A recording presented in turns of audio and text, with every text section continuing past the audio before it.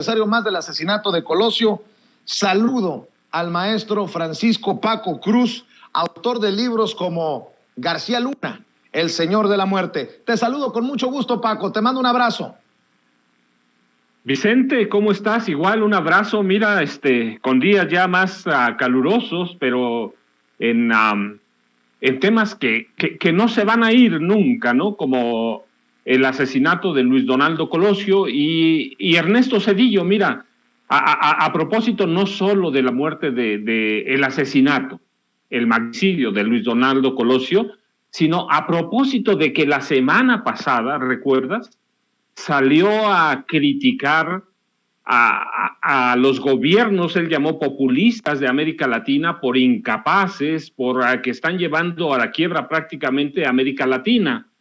Si quieres, vamos a separar los temas. Ahora hablamos de Colosio y de su asesinato y de cómo persisten las dudas del homicidio por la pésima investigación y porque en 95, recuerda, se murieron varios de los personajes centrales en la investigación, como el jefe de la policía de Tijuana, como el delegado de la PGR, 2 testigos. Pero bueno, mira, a propósito del aniversario luctuoso número 28 de Luis Donaldo, sobresalen 2 personajes que para mí son infames y claves, ¿no? Uno, Carlos Salinas de Gortari, el otro, Ernesto Zedillo Ponce de León. Y más allá de que siempre hubo sospechas e indicios que conectaban la ejecución de Colosio con el despacho presidencial salinista, dejaremos hoy un poco al primer infame, a Salinas, que nos impuso a Zedillo a través del miedo y del terror, para hablar de Zedillo, porque es hacerlo, mira, es a propósito de sus declaraciones, un expresidente cínico, incapaz, arrogante, engreído y simulador, que hoy intenta dar clases de buen gobierno y de moral, de hacerlo cuando él puso en riesgo no solo la economía de México, recuerdas, en 94, 95, sino la economía mundial, a través de lo que se llamó el error de diciembre y el efecto tequila. Puso en riesgo no solo la economía de México, es la economía mundial. Pero mira, ¿cómo llega a la presidencia a este personaje? ¿Y por qué digo que es un tipo arrogante, engreído, simulador, cínico e incapaz? Primero llega a la presidencia después de que los estrategas de Carlos Salinas explotaron el miedo, pusieron en marcha una campaña brutal de terror. Además de la compra y la simulación de votos, después de un sexenio que contabilizó, el de Salinas, 92,000 asesinatos, 92,000, para que no se olviden que nada más ahora, y esos eran los datos oficiales, una campaña permanente para aniquilar opositores, una ofensiva de los cárteles del narcotráfico que para entonces, en el gobierno de Salinas, ya eran un poder paralelo. Y la consolidación del secuestro, de grandes personajes de alto nivel como un gran negocio. Ese era su mensaje subliminal, la violencia. Y se percibió en aquella campaña, después del asesinato de Colosio y Salinas, Salinas estaba convencido de que el inútil de Zedillo, porque así lo veía, jamás lo investigaría por corrupción. Jamás investigaría la corrupción de gobierno. No se atrevería Zedillo, eso lo sabía Salinas, a indagar el recurso de saqueo, el saqueo de recursos, ni el saqueo a través de la partida secreta presidencial, que después, recuerdas, se dio a conocer que Salinas se había robado la mitad de la partida presidencial. Y Salinas sabía que este tipo inútil y engreído tampoco tendría los tamaños ni los pantalones, tú lo llamas a veces los tanates, para ordenar una investigación de las trampas para vender las empresas paraestatales, y nunca lo investigó. Mira, falto de miras de futuro, o quizá viendo su futuro allí como lo demostrarían los millones que ganó después de que dejó la presidencia con las empresas paraestatales que él vendió y ayudó o salvó a través del Fobaproa, Cedillo se sumó a ese grupo de presidentes que vinieron a saquear el país. Mira, Salinas sabía que Cedillo era un funcionario mediocre y pusilánime, y por algo lo puso, y sabía que llevaría al país a la quiebra, y que con eso, llevando al país a la quiebra, jamás investigaría, mira, no solo el magnicidio de Colosio, ese es uno, recuerda, hubo 3 magnicidios en el gobierno de Carlos Salinas de Gortari, el del cardenal Juan José Posadas Ocampo y el de José Francisco Ruiz Massieu, ex esposo en ese entonces de Adriana Salinas. Salinas sabría que con Cedillo quedarían en la impunidad y así quedaron. El de Colosio no solo es una anécdota, hay otros magnicidios de los que ya nadie habla. Salinas sabía que Cedillo era un hombre muy pequeño, que sería incapaz de ir tras él, aunque era sospechoso en 2 de los 3 magnicidios, y sabía que Cedillo, como él estaba educado en universidades de Estados Unidos que servían a una nueva escuela, el neoliberalismo. Salinas lo sabía, fue una jugada maligna para imponérnoslo, ¿sí? Sabía que Cedillo no tardaría en hacer en quiebra, en poner en quiebra al país. Y lo hizo, mira, el 19 de diciembre. Recuerda, después de 19 días del término de Salinato, cuando Cedillo autorizó la devaluación del peso, que desencadenaría una de las peores crisis económico-financieras en la historia de este país. Nunca, mira, Vicente, nunca debemos olvidar que ese expresidente arrogante y soberbio que ahora viene a dar clases y a decirnos que estos presidentes de América Latina van a quebrar al continente, ese personaje que hoy se atreve a cuestionar y a criticar, el 19 de diciembre ordena devaluar el peso. Y el peso, ya un grupo pequeñito de empresarios y un grupo pequeño de políticos ya lo sabía, ya sabían que iban a devaluar. Así que el 19, ¿qué hacen? Devalúan el peso y ponen al país al borde del colapso. Sí, y esa onda expansiva, mira, alcanza de inmediato a todas las Américas. Primero a Estados Unidos, a través del Dow Jones, y después el Nasdaq, que es el índice de tecnología, y de allí una fuga masiva de capitales. Y después impacta negativamente a Brasil y Argentina, que es el efecto tequila. ¿Sí? Resienten la crisis de México, y el desastre todavía es peor, porque cuando Cedillo asume el poder, a lo que se dedica es a justificar el neoliberalismo, a justificar las políticas, no de solo Salinas, mira, sino de Miguel de la Madrid. Ya se le olvidó que solo entre el 19 y el 20 de diciembre el peso se devaluó 15-26%, y lo puso además a flotar. Y al término de su gobierno, el peso se devaluó 175%. Ya se le olvidó y lo puso a flotar. Y mira, hubo no solo huida de capitales, no solo huida de capitales. Los capitales de Estados Unidos sufrieron, solo con la devaluación, una pérdida de $10,000 millones. De 10,000, los capitales de Estados Unidos.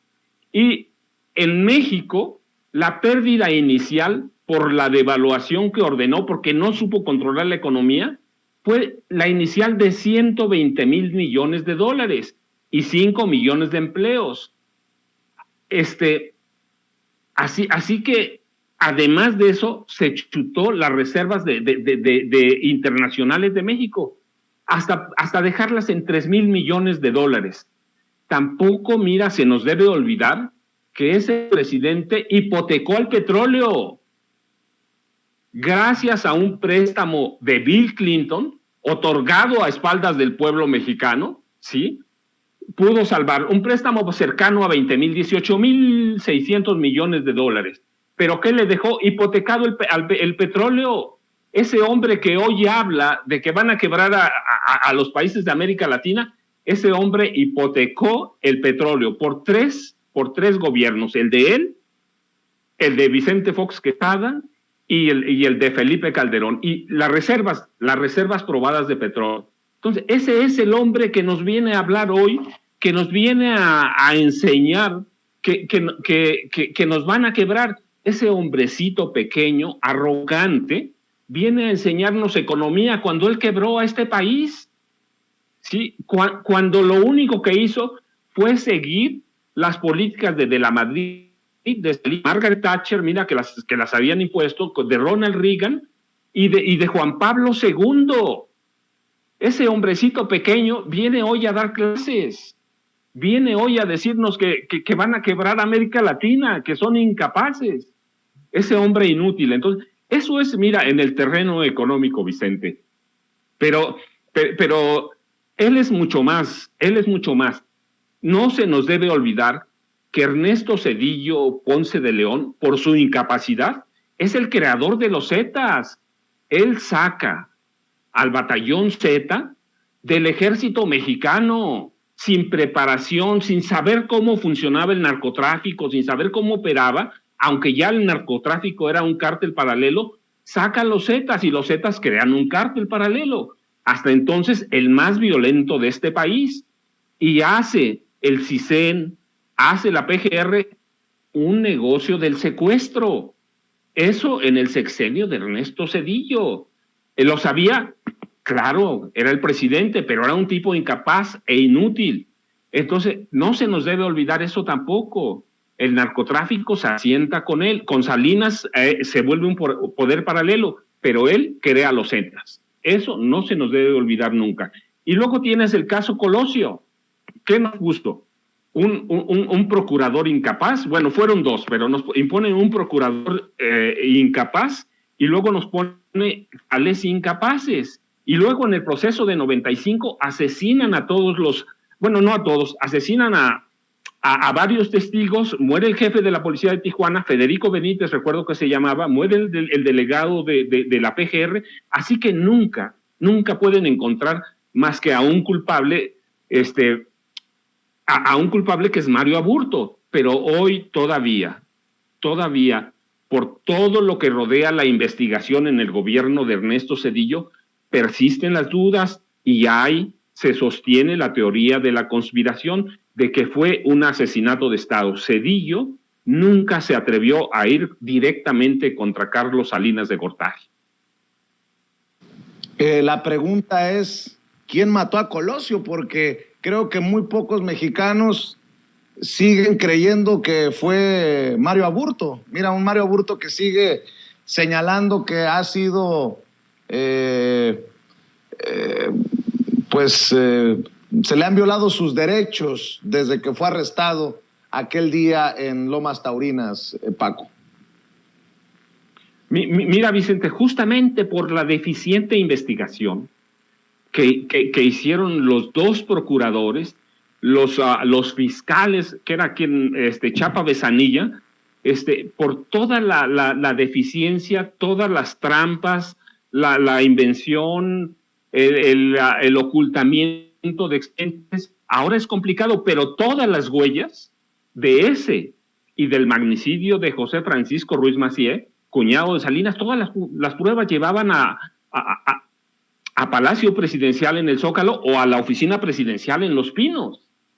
¿Pero qué hizo Zedillo? Nombrar a gente incapaz. Nombrar a gente incapaz que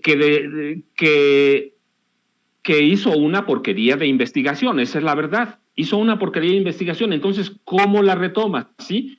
¿Cómo retomas todo lo que hizo Antonio Lozano Gracia? Inventaron, perdieron expedientes, se les murieron testigos, se les murieron jefes de la policía, se les murieron el delegado de la PGR. Entonces, ¿cómo reconstruyes todo eso? Son corruptos, pero no tontos, ¿va? Pero Zedillo, pues, ¿qué hizo? Proteger al hombre que lo impuso a la presidencia, aunque aparentemente lo persiguió un poco a través de Raúl. Realmente lo marginó, pero nunca lo persiguió y lo protegió. Lo protegió de los dos magnicidios. lo protegió de los 90,000, más de 90,000 asesinatos que hubo en ese gobierno. Y lo que hizo Zedillo fue hacer negocios con la venta de paraestatales. Recuerda, ya está documentado que después de 2000, cuando termina su gobierno, se dedica a cobrar los favores que hizo al Citigroup, que le ha entregado millones de dólares. A City.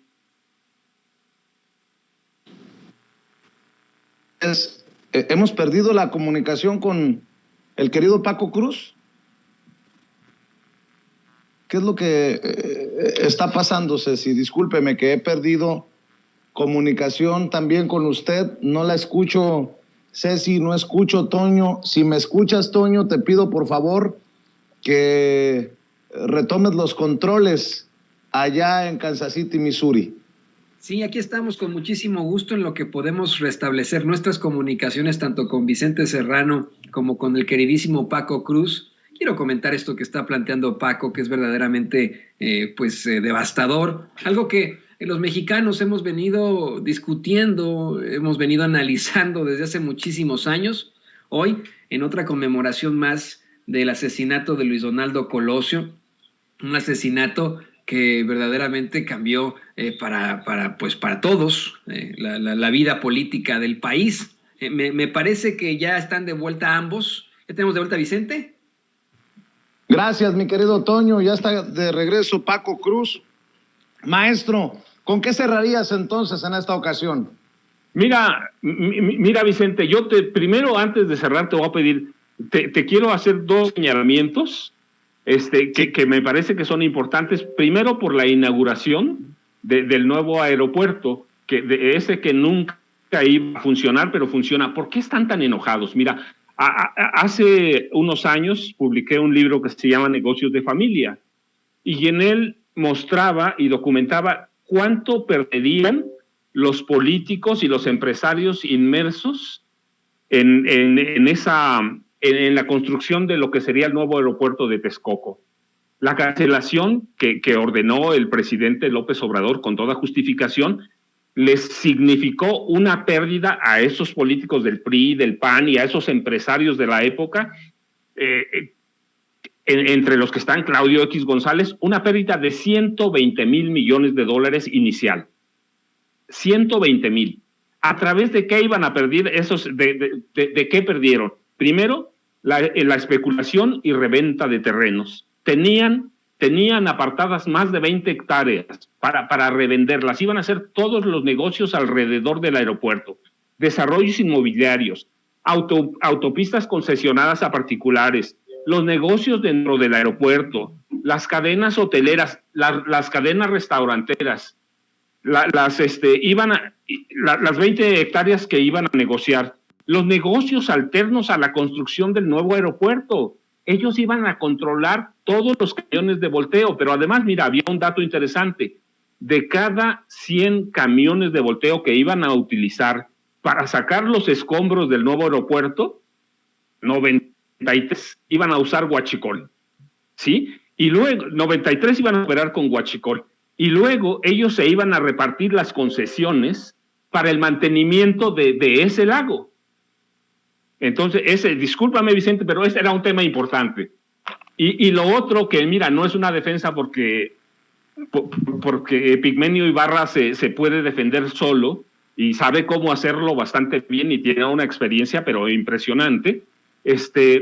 Los señalamientos que hizo Felipe Calderón, derogativos de los guatemaltecos, a mí de pronto me pareció que cuando leí el Twitter de Felipe Calderón, estaba hablando un expresidente alto, rubio, 1.90. ¿Cuánto mide Felipe Calderón? Yo me imaginé un tipo de 1.90, rubio, ojo azul, ¿sí? Con una esposa delgadita, estilizada, rubia también. Y yo no sé qué pasó, porque en la presidencia de Calderón vi a un tipo enano con una mujer fea, valga la expresión, y que no tiene nada peyorativo, sino que ellos se metieron a eso, a denigrar a los guatemaltecos que nada le han hecho, y que es una raza tan noble como la nuestra. Entonces, Epigmenio se sabe defender, pero A mí me parece que lo que hizo Calderón, denigrar a los guatemaltecos o tratar de hacerlo, que ellos se pueden defender además solos, es algo gravísimo que no debemos dejar pasar, Vicente. Así que yo cerraría con eso. Mira, tuvimos a un presidente que de pronto me pareció, cuando leí ese comentario, que era un tipo rubio, alto, sí, de 1.90. Cuando yo atestigué cómo le ponían un banquito para que pudiera alcanzar el atril, me pareció que estaba hablando un descendiente de alemanes o de noruegos, nórdicos, ¿no? Ese Felipe Calderón fue al que vi, un tipo racista, clasista, como ha sido siempre. Y invitarlos, ya saben, Francisco Cruz Jiménez en Facebook y @Paco Cruz Jiménez en Twitter. Y Vicente, me da mucho gusto saludarte a ti, a todos. Yo creo que al que vimos fue a un acomplejado, a un hombre altamente acomplejado, tristemente acomplejado. Y refiere Paco Cruz a ese tuit que publica Felipe Calderón con un extracto del documental sobre el aeropuerto Felipe Ángeles que produce Pigmenio Ibarra, y dice Felipe Calderón: pero no es culpa del general Vallejo, él recibe órdenes, qué pena que utilicen y así a soldados mexicanos para los caprichos del guatemalteco. ¿A eso te refieres, no, querido Paco?